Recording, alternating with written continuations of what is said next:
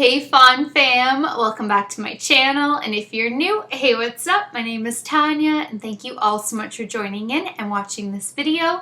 If you love what you see, smash that subscribe button, hit that notification bell, and thumbs this video up.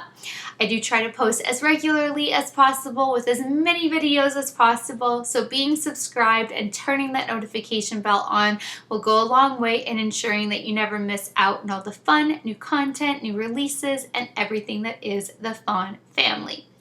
Now today I'm going to give you some anti-aging skincare tips.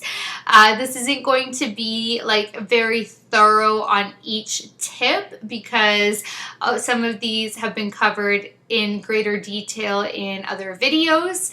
Some are still going to be covered in greater detail in more videos to come, but these are just going to be some like quickie tips that you can jot down, have in your back of your mind, just like a nice go-to anti-aging, what you should keep in the back of your mind at all times kind of a thing.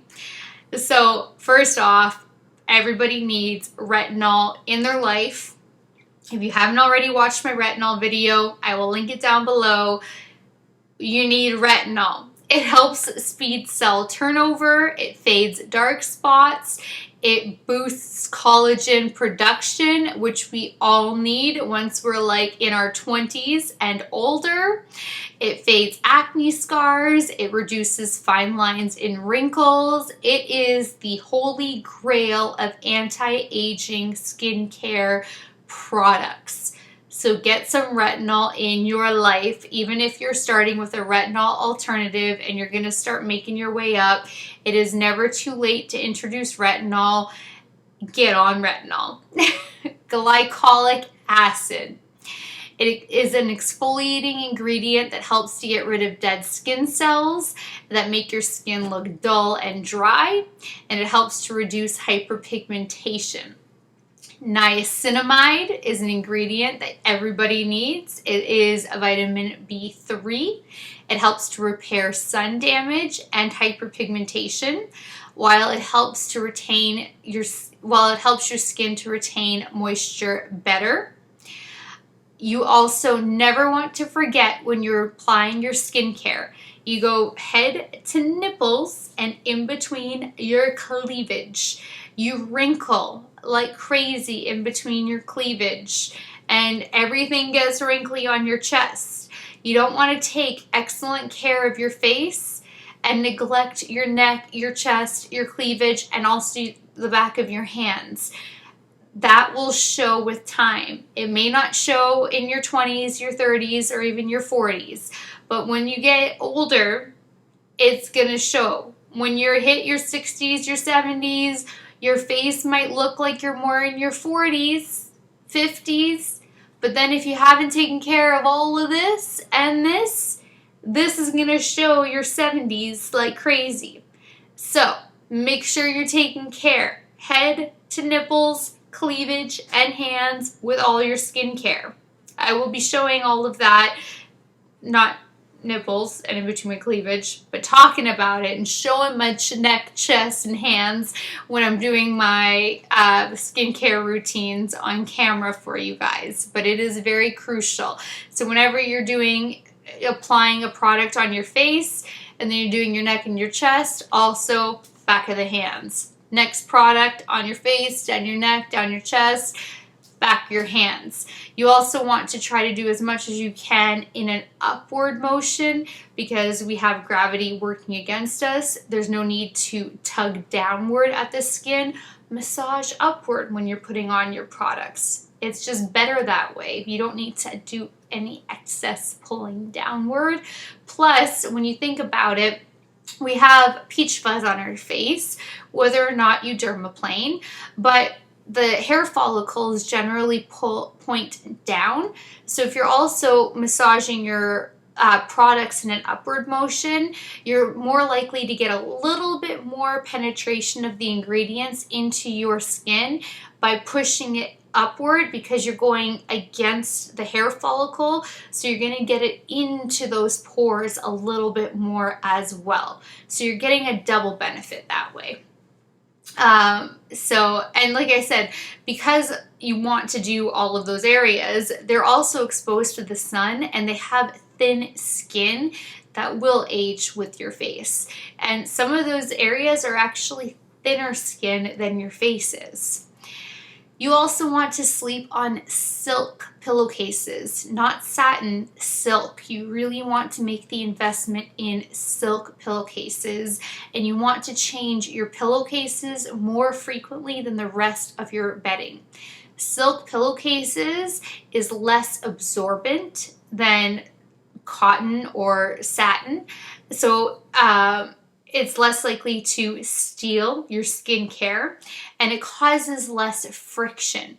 It's not going to drag and tug on your skin. You're just going to kind of like slip and slide and glide on your silk pillowcases, and same with your hair. Your hair just slides and glides on silk, where cotton, there's friction and it's going to break, damage, get frizzy. Silk is just so much better. I cannot recommend switching to silk more. Light therapy, especially red light therapy. Now I'm going to go into a much more of a deep dive video on red light therapy. Do not jump the gun and start buying a device like the Dr. Dennis Gross one that looks like a crazy mask. I have it. I bought it. It's a waste of money. You need to have a medical grade device that has a certain wavelength for it to actually penetrate deep into your skin cells. And you actually need to have a minimum of 20 minutes. 30 minutes is ideal for it to be effective. The Dr. Dennis Gross runs for 3 minutes. So before I upgraded my devices, I would do it for a minimum of 7 rounds to get 21 minutes out of it, which still didn't get me to the 30-minute mark, but it also does not support the correct wavelengths. And any kind of red light therapy device that is actually going to be the right one is going to require you to have to wear protective eyewear. It will come with like tanning bed goggles that you have to wear. So I'm going to do a video on it, but just if you're going to start looking into it, look into devices like that. If you want to jump the gun and start buying a red light therapy device, just stay away from the little handheld tools, anything that's under 30 minutes. Just please don't waste your money. Whitening your teeth can make you look younger. Unfortunately, I can't whiten my teeth. I have extremely sensitive teeth. I have my entire life. I need to just do the best I can with brushing and flossing to maintain my teeth integrity. Luckily, I just drink red wine from time to time and a latte from time to time. Tea is more of my culprit than anything, but I'm more of a just like straight up, I drink 1.5 gallons of water a day. So I'm lucky that way for as far as drinks are concerned. But if you can whiten your teeth, whitening your teeth can actually make you look younger. Taking your vitamins.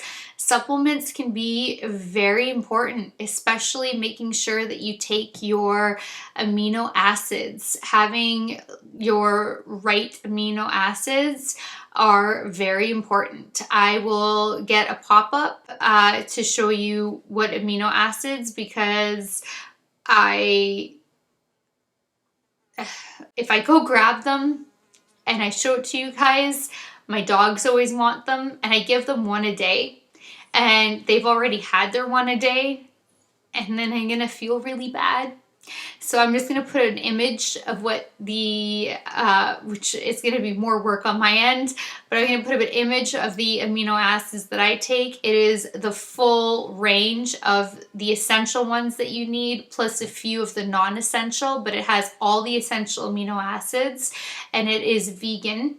as well, the supplements. So you're good if you're a vegan, if you're a vegetarian, if you're a meat eater, you are covered all around. And by ingesting the correct supplements, taking your amino acids, taking your fish oil, which is very important, all of these kind of supplements are going to go a very long way in also helping with your anti-aging process. Taking a very well-rounded multivitamin is super important. This fly, I just... So be mindful of what you're lacking in your diet and try to make up for it with your supplements. Drink your water. You really should be aiming for trying to drink about 4 liters of water a day. I do drink 6. I drink more than is needed, but my body likes 6, so I just end up drinking about 6 liters of water a day. But I mean, don't right out the gate freak out that you're not drinking 4 liters of water a day, but it's going to go a long way in skin hydration and your hair health and your overall body health. So try to start increasing your water usage. You're going to feel bloated at first, but eventually it's going to make you not be bloated by drinking a lot of water. You can make your water alkaline, or you can add a little bit of lemon if you actually have a hard time absorbing water. Some people can't absorb water as easily either. So just see if you're like constantly peeing it out, when in reality you should be kind of retaining a little bit more of that water, and just gauge from there if you need to kind of have alkaline water or adding some lemon to it. Never drag your skin. This includes taking a face cloth and using a wet face cloth to try to exfoliate your face. That is one of the worst things you can do. Don't like drag it down when you're putting on your products. Go upward.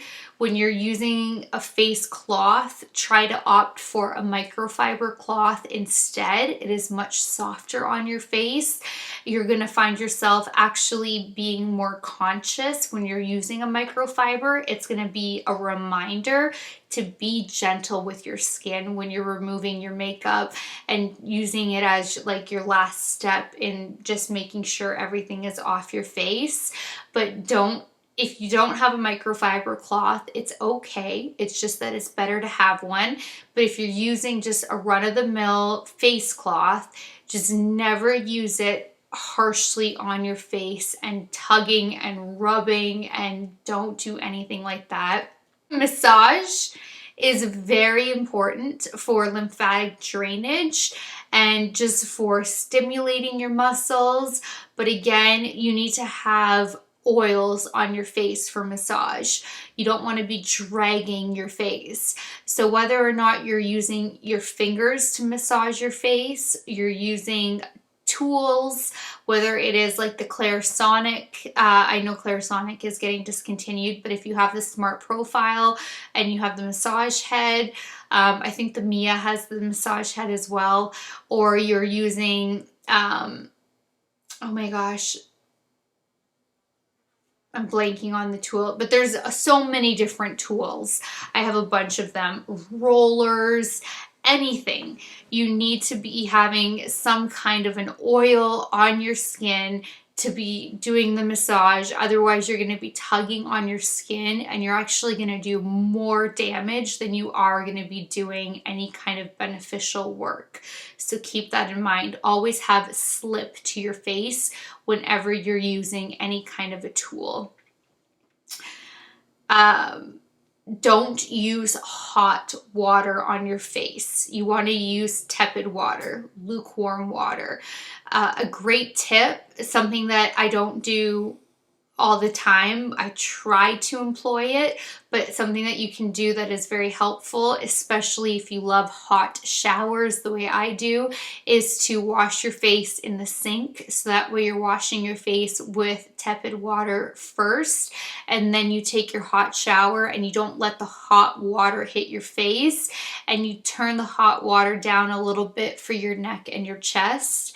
And you also want to turn that water down a little bit for your hair, because really hot water is bad for your hair, your face, your neck, and your chest. It's bad for your body, skin as well. But I mean, it's a joy in life that I really, really enjoy.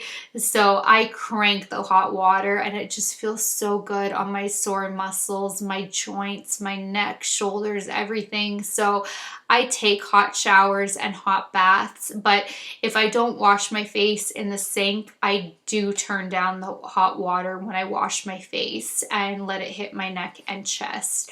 So it's just something to be mindful of when you're in the shower. Using a full tablespoon of SPF for your face and neck, and then another full tablespoon for your chest is crucial. That is the only way to get full protection out of your SPF. And then you need to reapply it every 2 hours once you've hit the sun. If you've applied your SPF in the house and then you don't go outside for 45 minutes or an hour, the SPF doesn't actually activate until the sun has hit it. So you don't start your 2-hour timer until you've hit the sun, because at that point the SPF starts to degrade. But you need a full tablespoon, so you apply it in layers on your face and then let it just soak in and apply the next layer. It is a pain in the butt, but it's the only way to get full protection out of your SPF.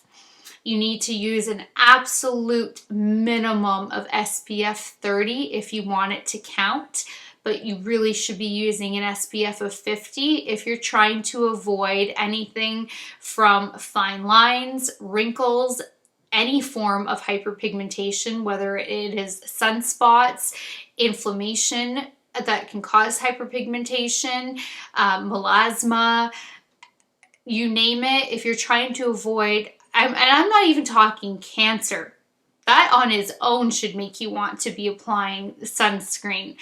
But this is anti-aging skincare tips. But cancer alone should make you want to slather it on.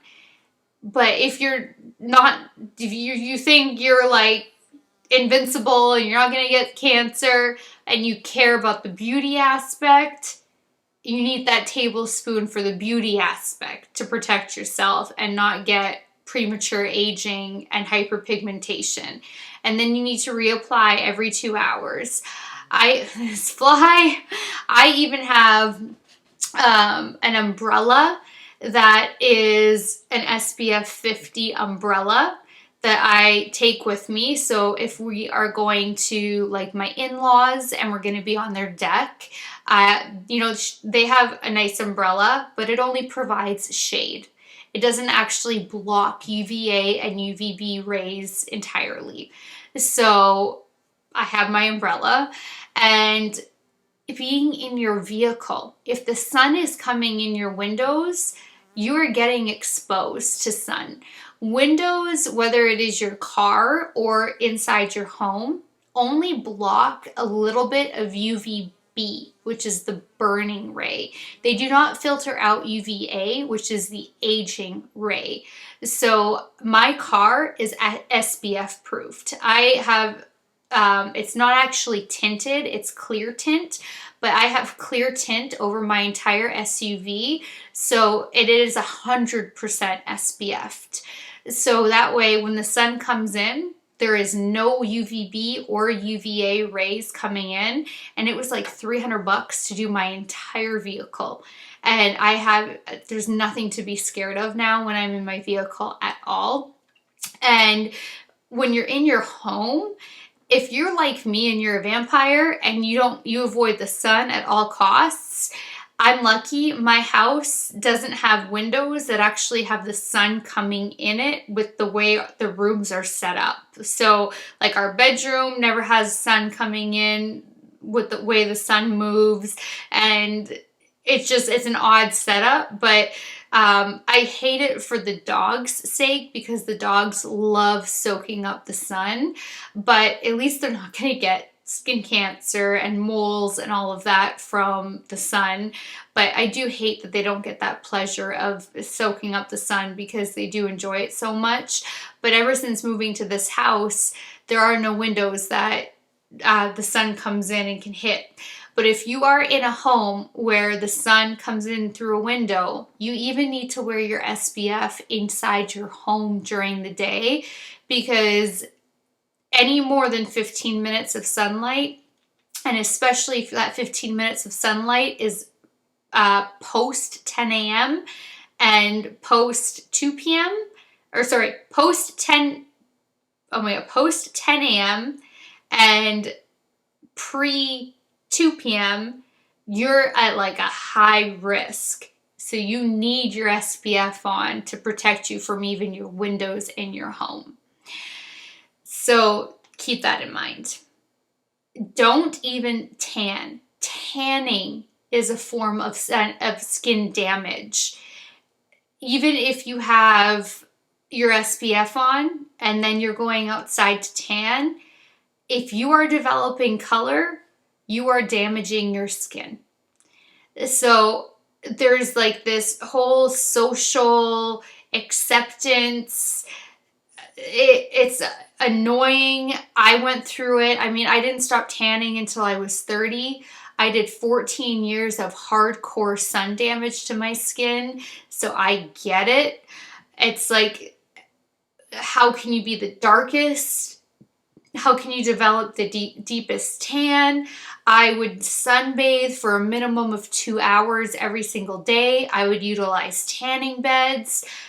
It is horrible. You are damaging your skin. A suntan is skin damage.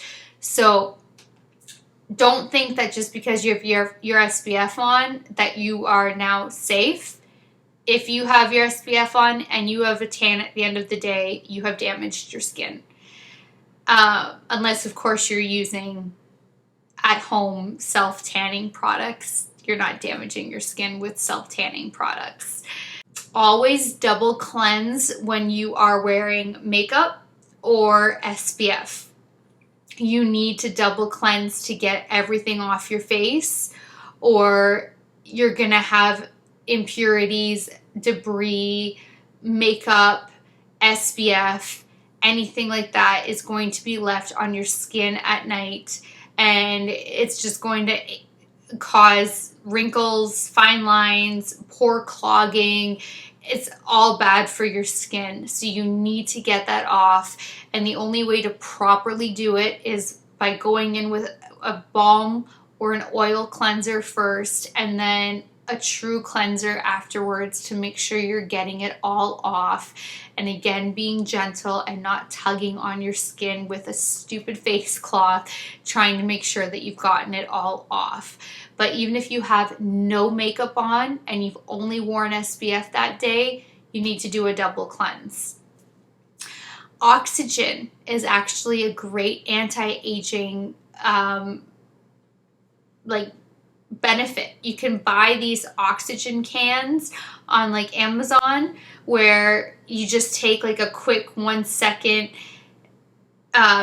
inhale, and it just gives you an oxygen boost and it will wake you up. It is really great to just reoxygenate your mind, your blood cells, your skin, everything, and it's actually really great when it comes to anti-aging as well. I'm going to have a dedicated video on oxygen, but just something to also keep in mind.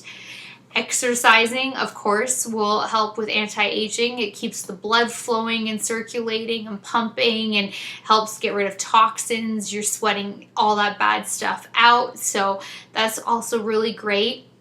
Using a microcurrent device like the NuFace is something that is really great, because it is like essentially an exercise for your face. You don't want to actually do these stupid exercises that my stepgirls have shown me that are like trending on TikTok and and apps like that, because doing like mouth exercises and things will actually start building up your jaw muscles and can start giving you a more square face. And you don't want to build your muscles in your face because it can make you have a more masculine frame. But a microcurrent device like the NuFace is actually stimulating all of the little muscles in your face, and it's going to help tighten your face and sculpt your face. And that kind of a device is amazing. It takes dedication. You need to use it every single day for 8 weeks, and then 3 to 4 times a week for maintenance moving forward. But I am obsessed with my NuFace. I think it is amazing. I used it for 2 months straight over a year ago, and then did the maintenance and slipped off, and then I'm back into it again. And I plan on sticking with it because it is such a great device. But microcurrent is really great. You also want to always wear sunglasses. If you're squinting because of the sun, or it's just a really bright overcast day, even if it's winter and it's really bright because of the snow, squinting is going to give you those like fine lines and crow's feet over time. So wear your sunglasses. Now, blue light protection I'm watching the time. I'm just going to time out for a sec. All right. Now, the research is out there that there's a mix. There are dermatologists, doctors that are saying just get on it and start protecting your face from blue light, because research is being done, clinical studies are being done, and there is a lot of research showing that blue light, not the blue light from devices that treat acne. That is a very different form of blue light. Blue light from your devices, from your cell phone, from your computer screens, from the television, that form of blue light, it can actually cause hyperpigmentation and premature aging, fine lines, wrinkles. It can actually start causing you to lose elasticity in your skin. It can cause collagen to break down. And then there are other studies, I swear this fly, that are showing that blue light may not affect you as terribly as well. It's going to depend on the skin type, how much you're on your device, how close you are to the blue light source, how many hours you're spending on it. So it's really split at this point. So because it is so split, a lot of dermatologists are saying right now, just get on it and start protecting yourself, because by the time there is a definitive study done and there are definitive answers, it might be too late. There might be so much damage already done that you're then going to be in that predicament of having to do all of that reversing and fixing of the hyperpigmentation and all of that anti-aging work and everything that we're doing to like get rid of sunspots essentially, but from the blue light. So I've been using blue light protection for about 2 years now. I have found blue light protection in quite a few different forms. I will go over that in product recommendations. So something to keep in mind, I've already been on it. I also turn my devices on maximum yellow. I don't even have blue light on. But you can't really do much about the television. You can adjust your settings a little bit, which I have done. I just have my blue light filters on my computer and my phone. But when you're out in the world, and same with the TV, there's nothing you can really do about it. So I do use products to help protect me from blue light. Then, you guys, never use makeup wipes. They are horrible. First of all, it causes you to tug on your skin, because the only way to truly try to even get the makeup off your face is by rubbing and rubbing and rubbing with the makeup wipe, and you're like going at it and going at it, and you're tugging on your skin. and then it doesn't properly remove your makeup. You're going to see on the makeup wipe that there's makeup there because it has removed some makeup, but essentially you're just like moving the makeup around your face. So you're getting some off and you're leaving a lot on. Then they're full of preservatives. So you're leaving not only preservatives on your face, you're also leaving a cleanser behind on your face. And then it's also bad for the environment, just on like a little side note. But even if you're using your makeup wipe as your first cleanse and you're going in with another cleanser, so you are going to be removing the preservatives and the cleanser off your face, you're still tugging on your face, and it's just a horrible first step when there are so many other alternatives on the market. Just don't use makeup wipes. So there's a little bit more detail on massage because it's so great for your skin, but you have to have that slip. So using some kind of an oil like squalane or marula oil is they're both fantastic oils to use with either your fingers or any kind of tool, like any tool.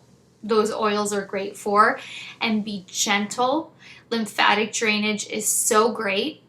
The slip doesn't seem so important when you're younger. It feels like you can just kind of go in and massage and use whatever tools you want because your skin just like bounces back when you're doing any kind of form of massage. But as you get older, it does catch up to you because you've been like stretching out your skin constantly and tugging on it. Even how you apply your eye creams, that even matters. You want to use your ring finger and just lightly dab. I was taught from 13 to use middle finger, that was the lightest finger to apply pressure, but that has changed. The rule of thumb now is the ring finger.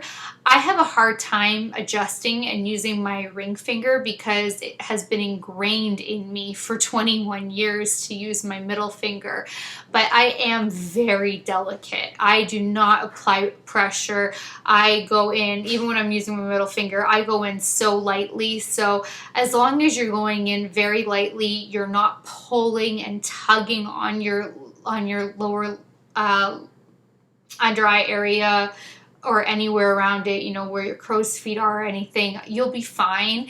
But if you do have a problem with using pressure, try to use your ring finger because you'll have a harder time with pressure if you're using your ring fingers. But by tugging and constantly stretching, you're causing damage, and that just keeps building up over time. And then that doesn't help us out as we age because we already lose elasticity and collagen by the time we're in our 20s. So by losing the elasticity and collagen naturally in our skin in our 20s, if you're damaging your skin by the tugging and the stretching in your teens, all of a sudden that's just gonna bam hit you when you're in your 20s and 30s, and especially as you get older. So like I said, you can use your hands. You don't even need a tool, but tools are very effective, and massage will not make your face look slimmer, but it will help with drainage and depuffing. Microcurrent can actually change the shape of your face, at least temporarily, and then the longer you're using it, it can actually help contour your face and give you a different look. So they are very different in what they do. I like to use both, and I find them to be great. So I hope that these tips and tricks were very helpful. Please leave your comments down below. I'd love to hear if you guys have any additional tips and tricks in the anti-aging department. I would love, love, love, love, love to hear them. And so that does it for this one. And until next time, good night, good morning, wherever you are. I love you guys so much, and I will talk to you later. Bye, guys.